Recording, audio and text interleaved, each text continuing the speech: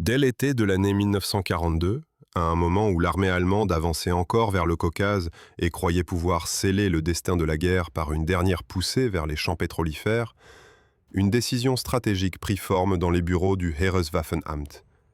Une décision qui allait inaugurer l'un des projets les plus ambitieux et les plus lourds de conséquences de toute l'ingénierie militaire du Troisième Reich.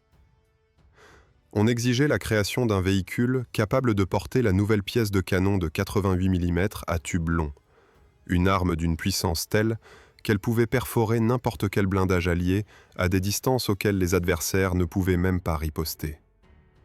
Le projet n'était pas motivé par la nécessité d'un nouveau char lourd au sens traditionnel, mais par la volonté d'ériger cette pièce d'artillerie en instrument absolu de domination sur le champ de bataille, transformant le futur char en simple plateforme blindée destinée à transporter ce canon monumental. Dans ce contexte prit naissance la rivalité la plus féroce qu'ait connue l'industrie de blindés allemande. D'un côté, l'excentrique mais brillant Ferdinand Porsche, fort de son influence personnelle auprès de Hitler, et convaincu que seule l'audace technologique pouvait donner à l'Allemagne l'arme décisive. De l'autre, la firme Henschel, dirigée par l'ingénieur méthodique et pragmatique Erwin Aders, qui misait moins sur les idées révolutionnaires que sur la fiabilité, la rationalité industrielle et l'adaptation aux besoins réels du front. Tandis que Porsche multipliait les variantes, testait des transmissions électromécaniques gourmandes en cuivre et esquissait des solutions toujours plus complexes qui séduisaient l'imaginaire du Führer, mais alarmaient les responsables de la logistique, Henschel construisait patiemment un prototype nettement plus conforme aux capacités de production du Reich et aux impératifs tactiques d'une guerre devenue d'attrition. Lorsque les premiers modèles en grandeur réelle furent présentés au cours de l'automne 1943, la décision tomba en faveur de Henschel. Ces solutions, moins spectaculaires, répondaient néanmoins mieux à la réalité industrielle d'un pays déjà éprouvé par les bombardements alliés et par la pénurie croissante de métaux alliés. Pourtant, ce choix qui aurait dû clore la compétition fut brusquement déformé par un geste inattendu de Hitler lui-même. Sur son ordre personnel, les 50 tourelles que Porsche avait fait fabriquer par anticipation, persuadé de sa victoire, furent imposées au châssis Henschel, créant un hybride étrange où la tête ne correspondait pas au corps et où plusieurs défauts structurels allaient bientôt se révéler mortels pour les équipages. La tourelle Porsche, aux formes arrondies et à l'épaisse protection frontale, semblait initialement supérieure, mais cachait une erreur critique. L'angle de sa plaque frontale inférieure provoquait, en cas d'impact, un ricochet dirigé vers le toit du châssis, dont le blindage était sensiblement plus mince. Ce phénomène, observé pour la première fois lors des essais de tir, transforma cette zone en piège mortel, car un obus correctement dévié pouvait pénétrer l'intérieur du char, malgré l'énorme masse du blindage. Plusieurs ingénieurs, stupéfaits, comprirent que le char créé pour être l'incarnation de l'invincibilité intégrait en réalité une forme de vulnérabilité catastrophique, invisible pour quiconque ne connaissait pas exactement la géométrie de son blindage. Ce paradoxe, celui d'une machine conçue pour l'écrasante supériorité mais déjà rongée par ses propres compromis, devint le sceau du futur tigre royal. Une arme annoncée comme la dernière chance du Reich naissait dans un mélange d'ambition démesurée, de contraintes matérielles croissantes et de décisions politiques imposées à l'encontre du bon sens technique. Mais aucun soldat, aucun ingénieur, aucun officier ne pouvait encore imaginer que ce géant d'acier, présenté comme le futur dominateur des champs de bataille, allait bientôt devenir l'un des symboles les plus frappants de l'effondrement militaire de Hitler. Lorsque la décision de produire en série le nouveau char lourd fut finalement entérinée au début de l'année 1944, les responsables de l'industrie allemande se heurtèrent immédiatement à la réalité brutale d'un Reich dont l'infrastructure industrielle se trouvait sous un bombardement constant.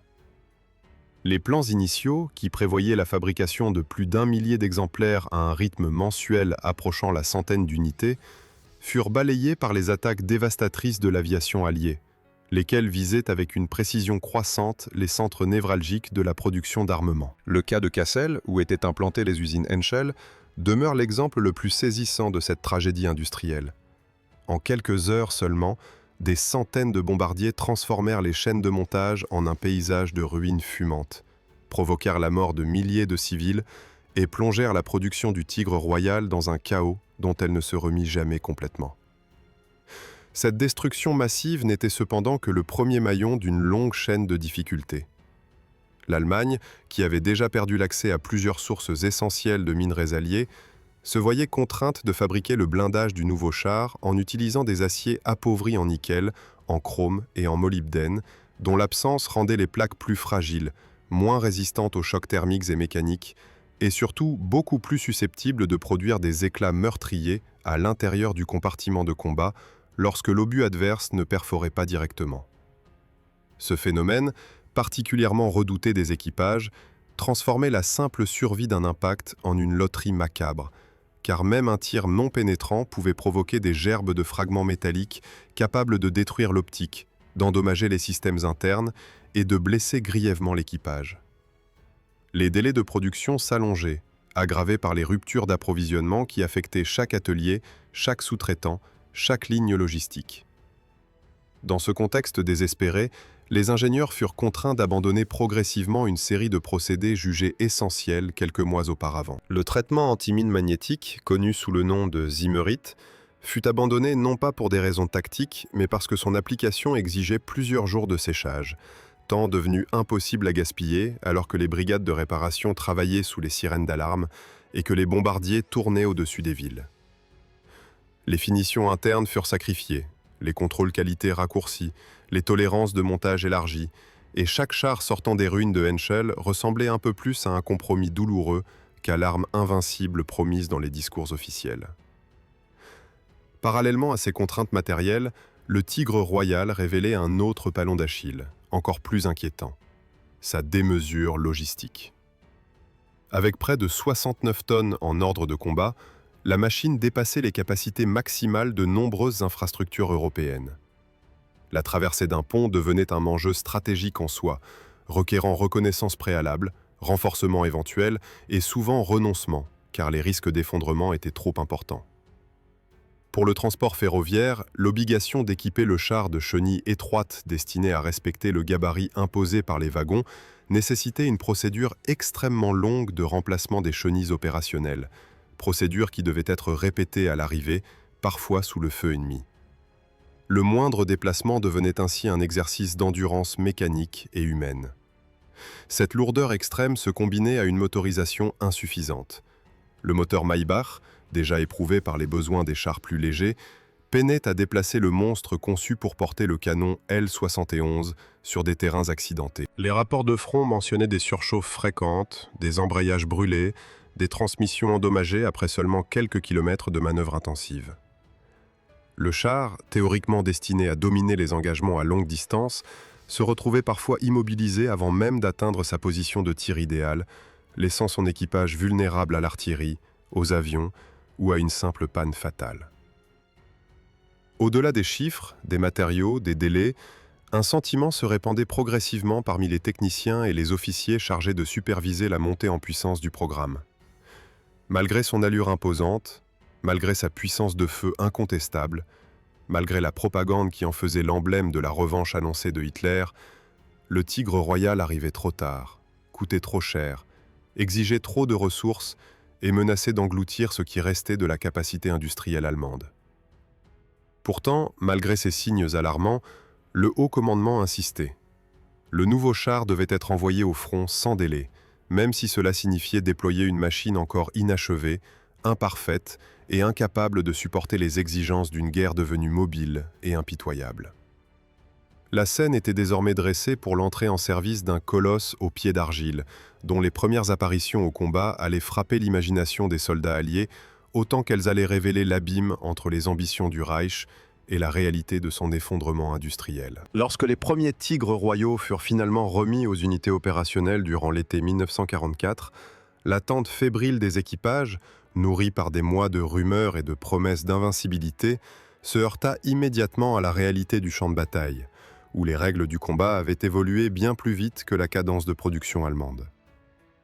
Les bataillons lourds, dont la structure théorique reposait sur la capacité de frapper massivement à distance, découvrirent que la tactique alliée, modelée par des mois d'expérience en Normandie, avait changé de nature. L'aviation dominait le ciel. L'artillerie préenregistrait chaque route accessible, et les formations blindées alliées avaient appris à contourner plutôt qu'affronter frontalement les mastodontes allemands. La première apparition notable du Tigre royal sur le théâtre occidental intervint au moment où les forces britanniques lançaient une série d'opérations destinées à percer les lignes allemandes autour de Caen.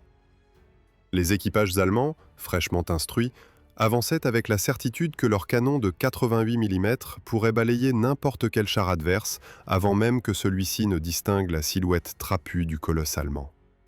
Cependant, l'expérience immédiate démontra une vérité implacable.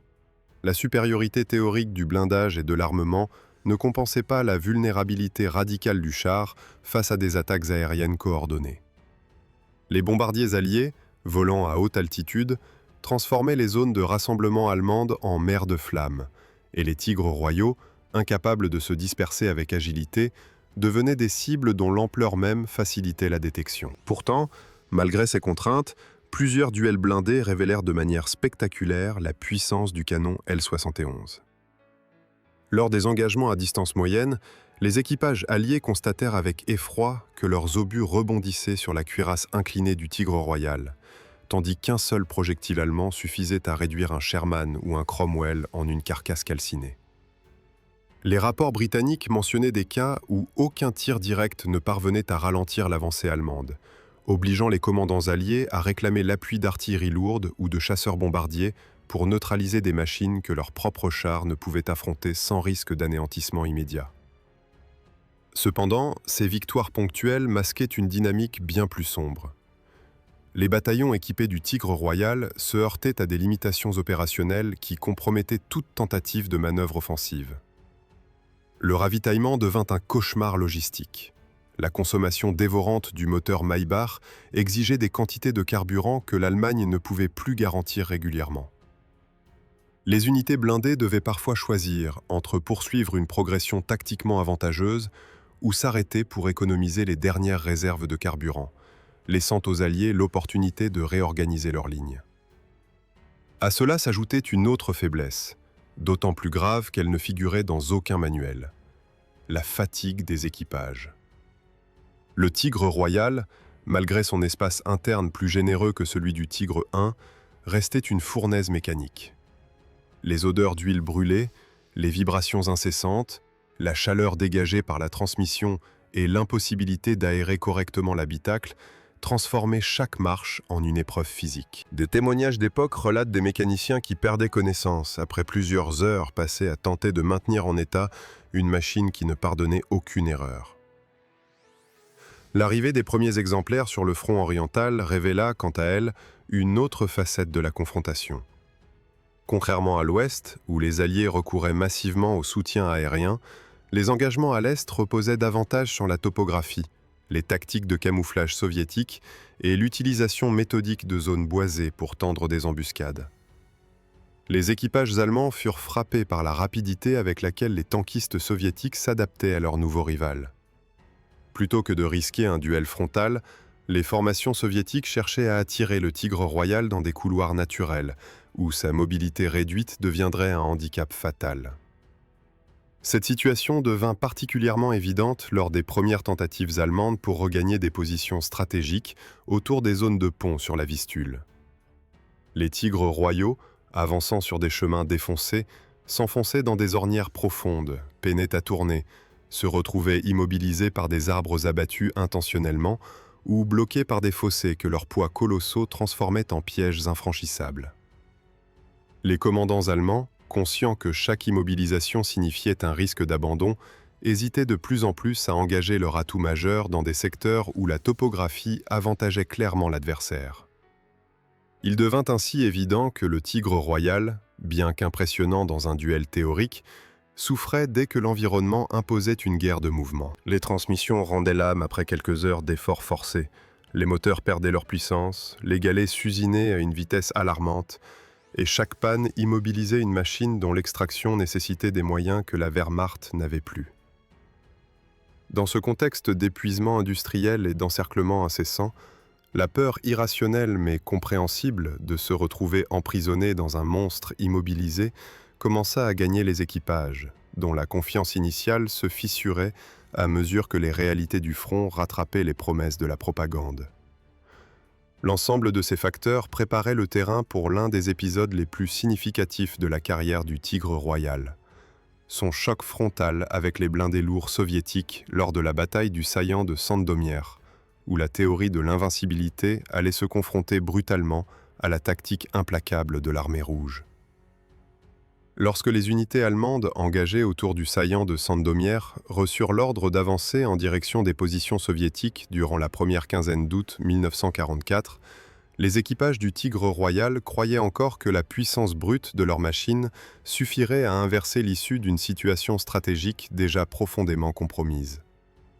Pourtant, dès les premiers kilomètres, la progression se transforma en une marche harassante, révélant une fois de plus combien la maîtrise du terrain dictait l'efficacité réelle d'un char conçu avant tout pour des combats en ligne ouverte.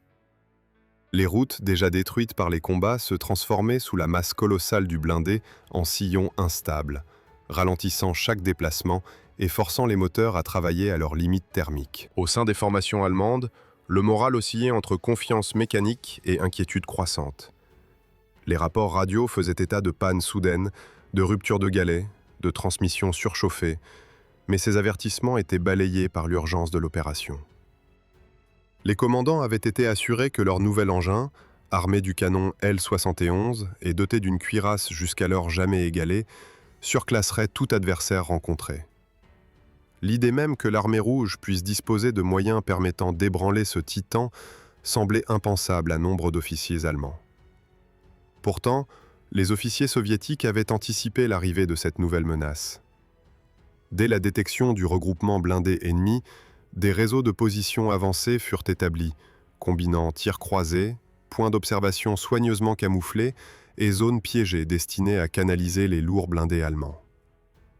L'objectif n'était pas de les arrêter frontalement, mais de les précipiter dans un environnement où leur masse, leur longueur et leur rayon de braquage les priveraient de toute liberté de manœuvre. Les batteries de chars lourds soviétiques, notamment celles équipées du puissant IS-2, se déployèrent à distance moyenne, prêtes à frapper dès que l'occasion se présenterait. Lorsque les premiers tigres royaux atteignirent les abords d'un village situé au sud du saillant, l'avancée allemande se trouva confrontée à une résistance inattendue. Les observateurs soviétiques, embusqués derrière des chemins creux et des bosquets, indiquaient par radio les positions exactes des blindés ennemis. Les tirs d'artillerie commencèrent alors à s'abattre non pas sur les chars eux-mêmes, mais sur les éléments du terrain susceptibles d'entraver leur progression. Carrefours, ponts Fortune, talus fragiles. Le but était clair: fragmenter la colonne allemande en plusieurs groupes isolés afin de les priver du soutien mutuel indispensable aux chars lourds. Dans ce chaos organisé, les Tigres royaux tentaient de maintenir une cohésion tactique. Mais les vibrations générées par les explosions, conjuguées aux irrégularités du terrain, provoquaient des défaillances mécaniques. Certains chars perdaient soudain leur capacité de rotation de tourelle, d'autres voyaient leur système optique se désaligner. La chaleur étouffante de l'habitacle épuisait les équipages, qui luttaient pour conserver la vigilance nécessaire à la surveillance des flancs.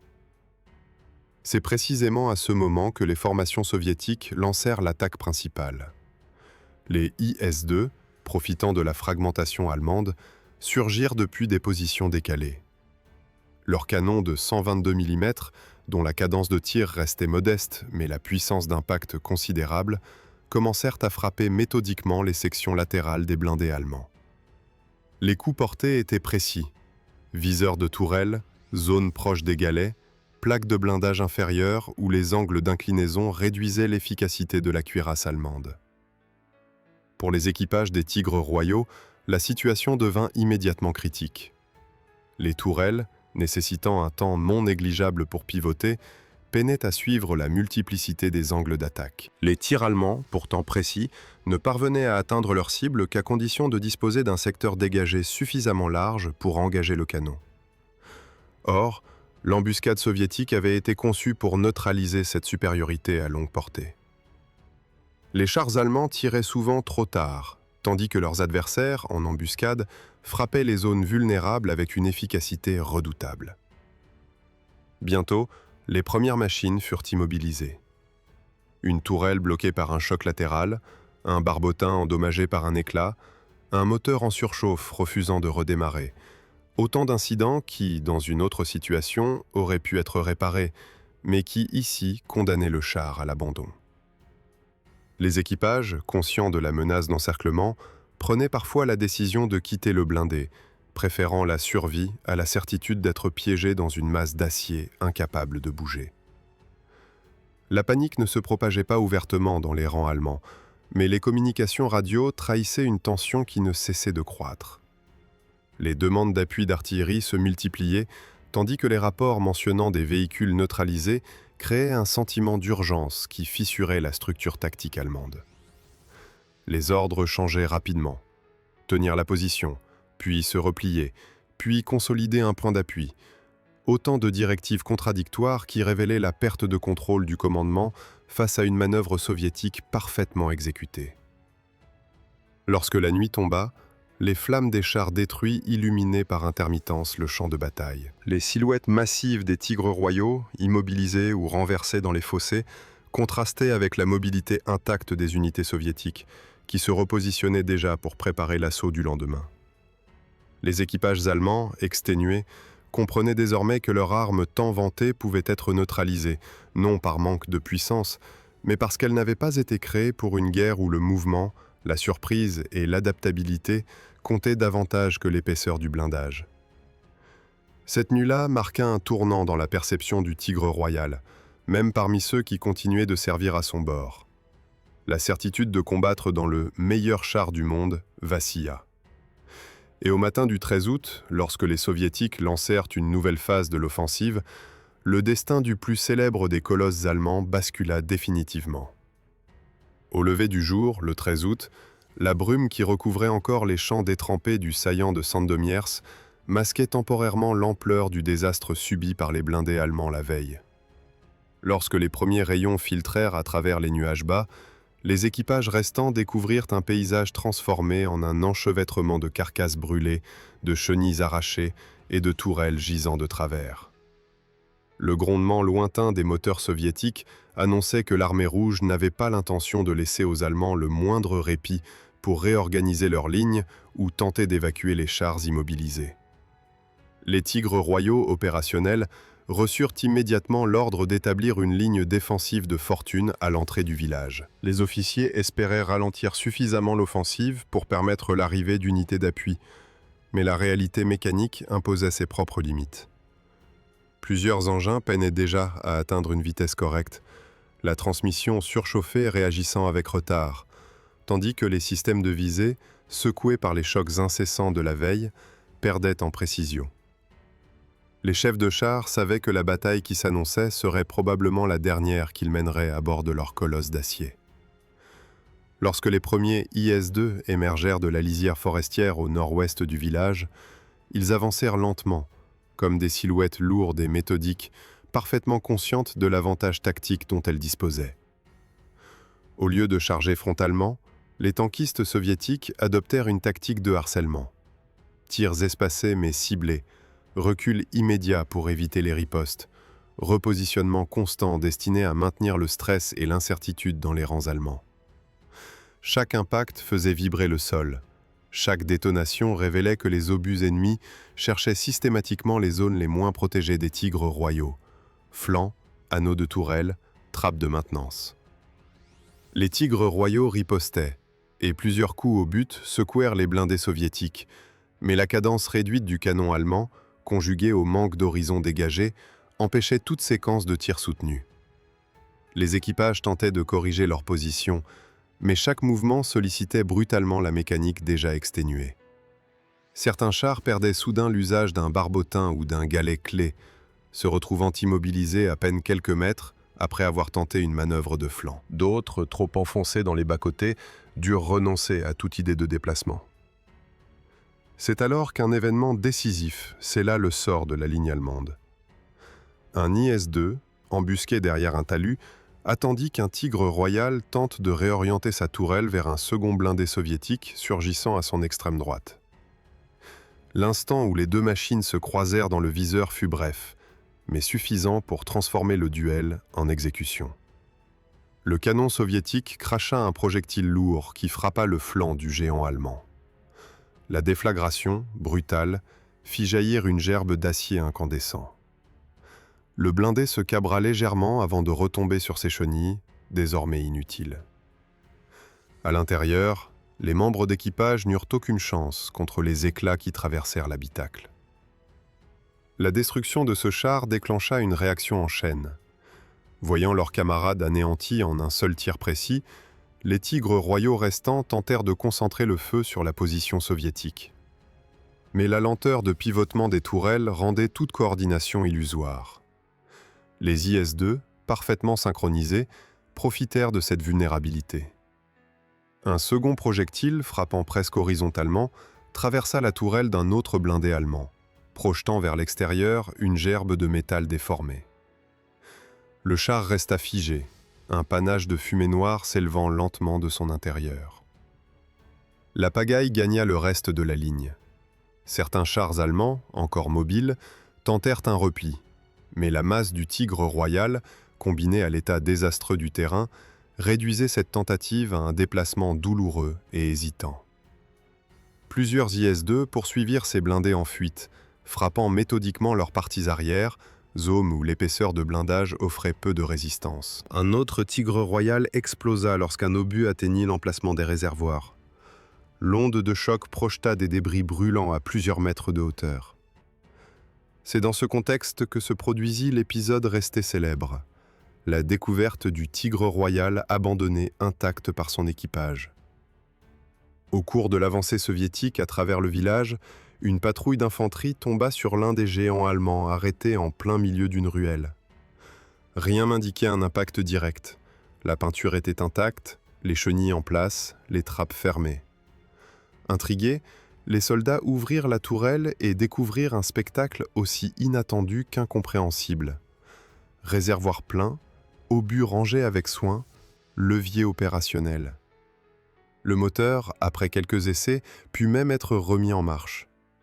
Les hommes comprirent immédiatement. L'équipage avait fui, persuadé que rester enfermé dans un monstre immobilisé revenait à signer son arrêt de mort. Cet abandon devint emblématique du rapport paradoxal qu'entretenaient les tankistes allemands avec leurs machines. Admiration pour sa puissance, terreur d'y mourir brûlé vif dès que la situation se dégradait. Les combats du saillant de Sandomierz se terminèrent par la perte presque totale des tigres royaux engagés. Les quelques exemplaires récupérables furent remorqués avec difficulté, d'autres laissés sur place, incendiés ou sabordés pour éviter leur capture.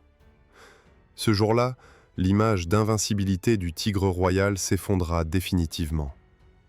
Les semaines suivantes confirmèrent cette réalité. Chaque engagement révélait les mêmes schémas. Puissance écrasante en duel frontal, vulnérabilité extrême dès que la mobilité ou la logistique entraient en jeu. À mesure que l'armée rouge avançait, les tigres royaux laissés derrière formaient une ligne de tombes d'acier, marquant le recul irréversible de la Wehrmacht. Lorsque la guerre prit fin, la plupart de ces machines furent détruites, découpées ou abandonnées dans les ruines de l'Europe centrale. Quelques exemplaires seulement survécurent, non comme symbole d'une puissance accomplie, mais comme témoin d'une ambition technique incapable de compenser un effondrement stratégique. Ainsi se termina la destinée du Tigre royal. Conçu pour incarner la suprématie allemande, il fut finalement brisé, puis éliminé, par les forces mêmes qu'il était censé dominer.